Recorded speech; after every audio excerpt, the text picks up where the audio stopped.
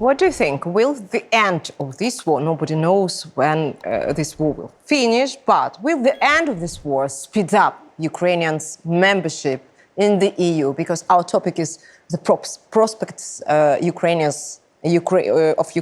the EU. So, well, look, I believe it will.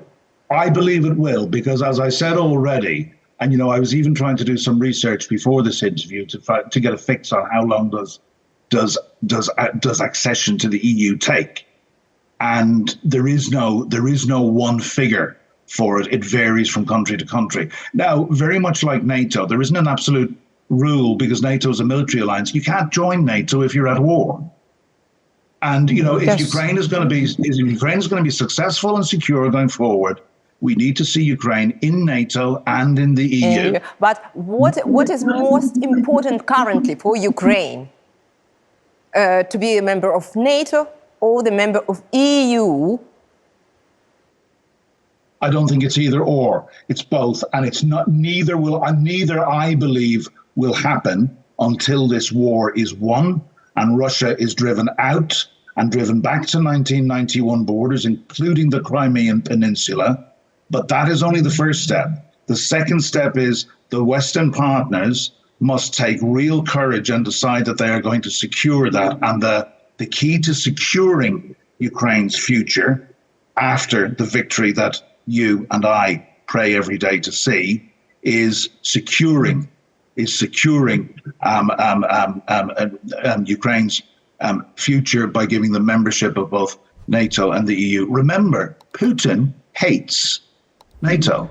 He says it's a Cold War relic, right? Putin and other far-right leaders are not very keen on the EU either, because it's the world's most powerful trading bloc. It can't be bullied. And despots and dictators and people like Vladimir Putin are bullies. A rules-based order says you can't be a bully. You can't march into somebody else's country and take it. Might does not make right. But as a result, NATO became bigger, plus Finland and plus Sweden. Exactly. And Finland is. I don't think Sweden are a nation to be taken lightly militarily. But my God, the Finns, tiny little country, the same size as Ireland, and they can mobilize 300,000 troops in 24 hours. They have more artillery pieces than France and Germany combined. What happened when Finland got membership to NATO? Russia pulled its forces away from the Russia-Finland border, giving complete lie to the Russian lie that one of the reasons that caused the further invasion in 2022 was NATO. Ukraine's not a member of NATO. Had Ukraine been a member of NATO, I think it's probably highly unlikely that Ukraine would have been invaded in 2014 and then with the further invasion in 2022. So, I've said all that, but, back just to reiterate, and this can't be said often enough, I'm talking about when Ukraine wins. This is in the balance at the moment. Because I'll repeat what I said at the start of the interview.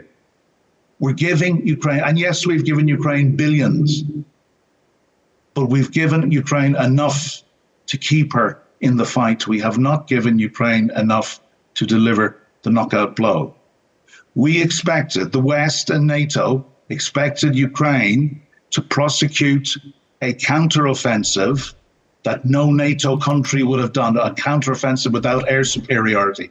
That has been Western and NATO absolute rule since the end of the Second World War. And these Western partners, there seems to be a issue of some people seem to be afraid of defeating Russia. Okay, Mr. Cormack, thank you so much for being with us.